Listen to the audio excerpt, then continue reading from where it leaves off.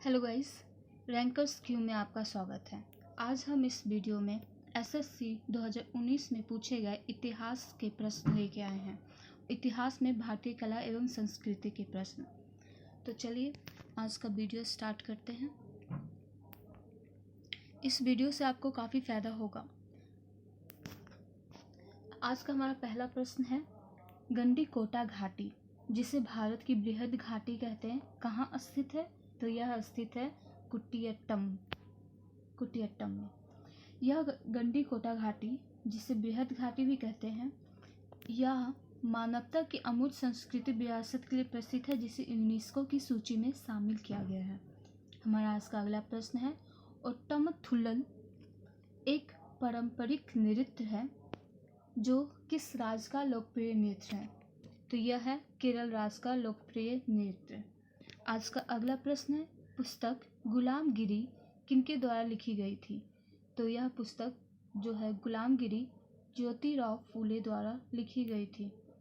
हमारा अगला प्रश्न है, रॉयल टाइटल एक्ट 1876 के पारित होने के दौरान ब्रिटिश प्रधानमंत्री कौन थे? तो 1876 में ब्रिटिश प्रधानमंत्री थे Benjamin Disraeli. Royal title act 1876 के समय ब्रिटिश प्रधानमंत्री थे बेंजामिन डिज़रायली। हमारा अगला प्रश्न है, वाल्मीकि नारायण का प्रमुख स्थान जो कि है पंचवटी, भारत के किस राज्य में स्थित है? तो यह स्थित है महाराष्ट्र में। महाराष्ट्र में वाल्मीकि रामायण का प्रमुख स्थान पंचवटी स्थित है। अगला प्रश्न है, कौन दिल्ली का पहला सैयद शासक था? तो वह था खिज़्र खान। दिल्ली का पहला सैयद शासक था खिज़्र खान। हमारा अगला प्रश्न है, हिंदी की महानतम साहित्यिक कृतियों में से एक महाकाव्य कामायनी का लेखक कौन है? तो वह है जयशंकर प्रसाद। कामायनी के लेखक हैं जयशंकर प्रसाद। हमारा अगला प्रश्न है, रानी की बाग जिसे रानी का स्टेबल भी कहते हैं, जिसे यूनेस्को के विश्व विरासत सूची में शामिल किया गया है, वह कहाँ स्थित है? तो रानी का बाग गुजरात में स्थित है, जिसे रानी का स्टेबल भी कहते हैं। हमारा अगला प्रश्न है, 1872 में भारत के वाइसराय लॉर्ड मेयो की हत्या कर दी गई थी। तो इनकी हत्या कहाँ की गई थी? लॉर्ड मेयो की हत्या पोर्ट ब्लेयर में 1872 में कर दी गई थी। हमारा अगला प्रश्न है, महात्मा गांधी की माँ कौन थी? महात्मा गांधी की माँ का नाम पुतलीबाई था। हमारा अगला प्रश्न है, मोहिनी अट्टम की नर्तकियों द्वारा चमकीले सुनहरी बॉर्डर से अलंकृत किस रंग की साड़ी को पहना जाता है? तो मोहिनी अट्टम की नर्तकियों द्वारा चमकीली सुनहरी बॉर्डर से अलंकृत किस रंग की साड़ी को पहना जाता है? तो वह साड़ी का रंग होता है सफ़ेद एवं हल्का सफ़ेद। हमारा अगला प्रश्न है, ज्योतिराव फूले द्वारा सत्यशोधक समाज की स्थापना किस वर्ष में की गई थी? तो वह वर्ष था 1873। 1873 में ज्योतिराव फूले ने सत्यशोधक समाज की स्थापना की थी। फ्रेंड्स, हमारा अगला क्वेश्चन है, सूर्य महोत्सव कहाँ, मेरा मतलब किस शहर से संबंधित है? तो सूर्य महोत्सव संबंधित है तिरुवनंतपुरम से। पूरा प्रश्न पढ़ देते हैं। एक्चुअली इसमें ऑप्शन में ऐसा दिया हुआ था, इसलिए इसमें भी ऑप्शन एक्सप्लेन किया हुआ है, तो मैंने सोचा डायरेक्ट बता देती हूँ, फिर भी मैं पूरे क्वेश्चन पढ़ देती हूँ। तो पूरा क्वेश्चन है, सूर्य महोत्सव तिरुवनंतपुरम, चेन्नई, जयपुर तथा हैदराबाद में से किस शहर में संबंधित है?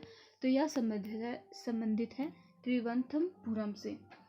हमारा अगला प्रश्न है, मुझे पड़ी लाठियाँ भारत में ब्रिटिश शासन के ताबूत पर आखिरी कील साबित होगी नामक उद्धरण किस स्वतंत्रता सेनानी से संबंधित है? तो वह स्वतंत्रता सेनानी थे लाला लाजपत राय। अगला प्रश्न है, पिस्तौल और बम इनकलाब नहीं लाते, बल्कि इनकलाब की तलवार विचारों की शान पर तेज होती है, और यही चीज़ है जिसे हम प्रकट करना चाहते थे। यह वाक्य किसका है? तो यह वाक्य है भगत सिंह का। फिर से बोल देते हैं हम इसे। पिस्तौल और बम इनकलाब नहीं लाते, बल्कि इनकलाब की तलवार विचारों की शान पर तेज होती है, और यही चीज थी जिसे हम प्रकट करना चाहते थे। यह वाक्य है भगत सिंह का। हमारा अगला प्रश्न है, कुथानदारमा स्वामी मंदिर में नवनिर्मित 64 फुट की विश्व रूप महाविष्णु की प्रतिमा किस शहर में स्थापित की जानी प्रस्तावित है? तो वह शहर है बेंगलुरु। सीधा सीधा ये प्रश्न यह है कि बेंगलुरु में कोथानदारमा स्वामी मंदिर का निर्माण हुआ है, जो कि 64 फुट की विश्व रूप महाविष्णु की प्रतिमा है। हमारा अगला प्रश्न है, वार्ड गांव का सम्मेलन किस वर्ष में हुआ था? तो वार्ड गांव का सम्मेलन 1779 में हुआ था। हमारा अगला प्रश्न है, ड्रामा, दिनारस, टंका तथा रूपक में से गुप्त काल के दौरान किस सिक्कों को निम्न में से किस नाम से पुकारा जाता था? तो वह था दिनारस। हमारा अगला प्रश्न है फ्रेंड्स, सीधा सीधा प्रश्न नंबर 18 में यह था कि गुप्त काल के दौरान सिक्कों को किस नाम से पुकारा जाता था? तो वो था दिनारस। हमारा नेक्स्ट प्रश्न है, वर्ष 1774 में प्रसिद्ध रोहिल्ला युद्ध में रोहिल्ला को अवध के दौरान नवाब ने हराया था। तो आपको बताना है कि रोहिल्ला युद्ध में रोहिल्ला के द्वारा अवध के किस नवाब को हराया गया था? तो वह थे शुजा-उद-दौला। 1774 में रोहिल्ला युद्ध में रोहिल्ला ने अवध के शुजा-उद-दौला को हराया था। हमारा अगला प्रश्न है, हल्दी घाटी के युद्ध में किस सम्राट की सेना ने महाराणा प्रताप से युद्ध किया था? तो वह थे अकबर। हमारा अगला प्रश्न है, पारंपरिक लोक नृत्य गोटीपुआ किस राज्य से संबंधित है? तो यह संबंधित है उड़ीसा से। फ्रेंड्स, हमारा चैनल नया है, कृपया करके हमारे चैनल को सब्सक्राइब करें। आशा करते हैं कि आपको हमारा वीडियो अच्छा लग रहा हो, तो प्लीज़ रिस्पॉन्स जरूर करें, लाइक या डिसलाइक जो करना है आप करें, कमेंट भी करें। और आपको बता देते हैं कि हमारे एक और चैनल है जिसका नाम है रैंकर्स क्यूब 2.0। इस चैनल पे आपको CBSE के क्लास 9 और 10th के मैथ्स की पढ़ाई होती है, तो कृपया करके इसे शेयर जरूर करें।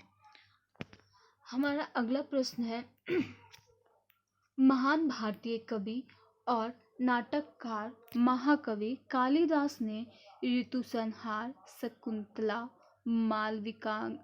मालविकाग्नि मित्रम तथा मालती माधवा में से कौन सी पुस्तक नहीं लिखी है? आपको बताना है, इन 4 पुस्तक नाम दिया हुआ है आपके सामने, उन चारों में से किस पुस्तक की रचयिता कालिदास नहीं है? तो वह पुस्तक है मालती माधवा। नेक्स्ट है, चेरियल स्क्रॉल्स भारत की लुप्तप्राय कला का वह रूप है जिसे नक्काशी परिवार द्वारा कई पीढ़ियों से चलाया जा रहा है। इस कला का संबंध आधुनिक समय से किस भारतीय राज्य से है? आपको वह राज्य बताना है जिसका संबंध चेरियल स्क्रॉल्स से है, तो वह है तेलंगाना। हमारा अगला प्रश्न है, प्रसिद्ध पद्मश्री पुरस्कार से सम्मानित सूफी संत इब्राहिम सुतार का संबंध किस राज्य से है? तो इब्राहिम सुतार का संबंध है कर्नाटक से। सूफी संत इब्राहिम सुतार जो पद्मश्री पुरस्कार से सम्मानित है, उनका संबंध कर्नाटक से है। हमारा अगला प्रश्न है, प्रतापगढ़ की लड़ाई में छत्रपति शिवाजी द्वारा शुजा खान, असगर खान, शाइस्ता खान तथा अफजल खान में से कौन मारा गया था?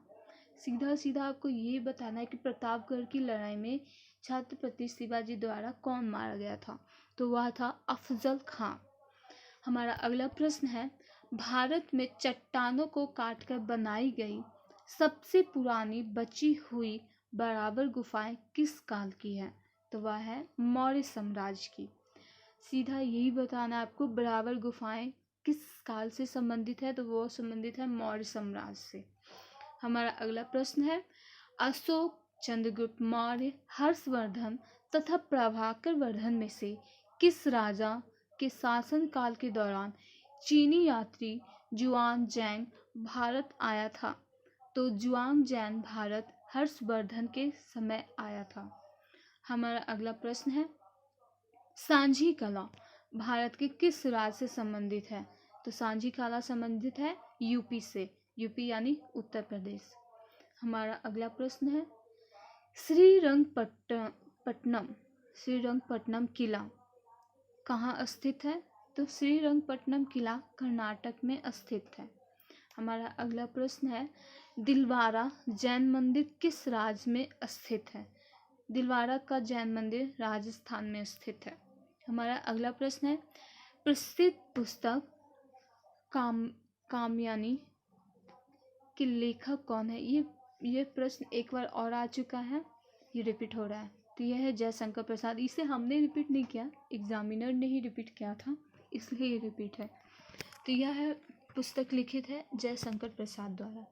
हमारा अगला प्रश्न है, poverty and un British rule in India पुस्तक इसके किसने लिखी है? तो poverty and un British rule in India पुस्तक के रचयिता हैं दादा भाई नौरोजी। हमारा अगला प्रश्न है, असहयोग आंदोलन किस वर्ष शुरू किया गया था?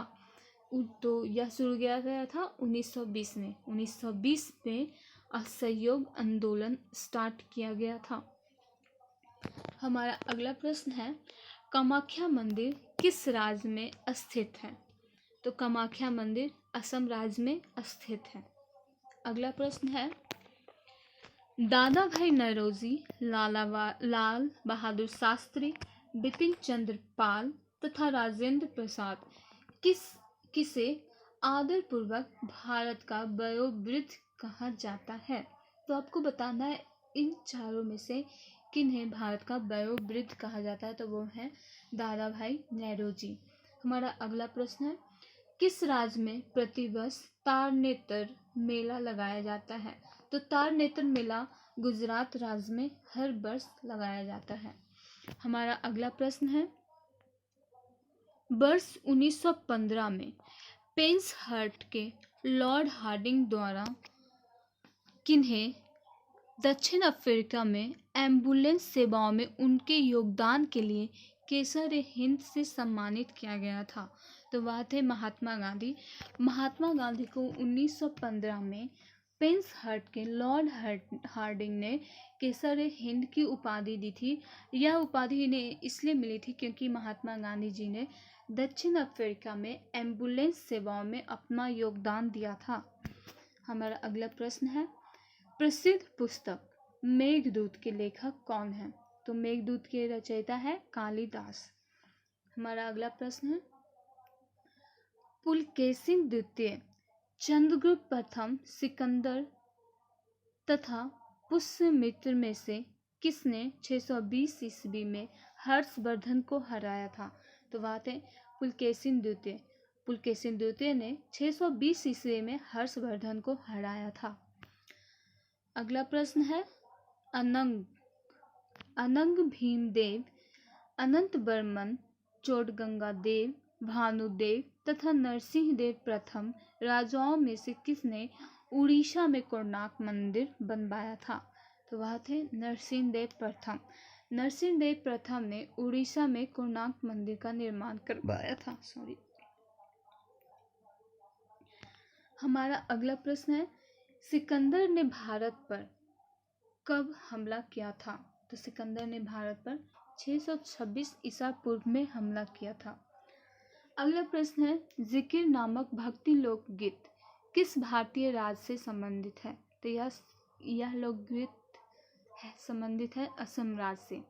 हमारा अगला प्रश्न है, एलोरा, वोडरा, अमरनाथ तथा बादामी में से कौन सी गुफा महाराष्ट्र में स्थित है? तो यह स्थित है एलोरा। एलोरा है जो महाराष्ट्र में स्थित है। एलोरा की गुफाएं महाराष्ट्र में स्थित है। हमारा आज का आखिरी प्रश्न है, पैठनी साड़ी किस राज्य से संबंधित है? तो वह है महाराष्ट्र। फ्रेंड्स, आज के लिए इतना ही। अगले वीडियो में मैं ऐसे ही और प्रश्न लेके आऊँगी जो एसएससी ने 2019 में पूछा है, वो भी इतिहास का ही रहेगा। अगर आप चाहते हैं कि वेरिएशन हो क्वेश्चंस में, जैसे आज इतिहास, कल अर्थशास्त्र, कल कुछ और, तो प्लीज़ हमें कमेंट कीजिएगा। हमारा चैनल सब्सक्राइब करना ना भूलें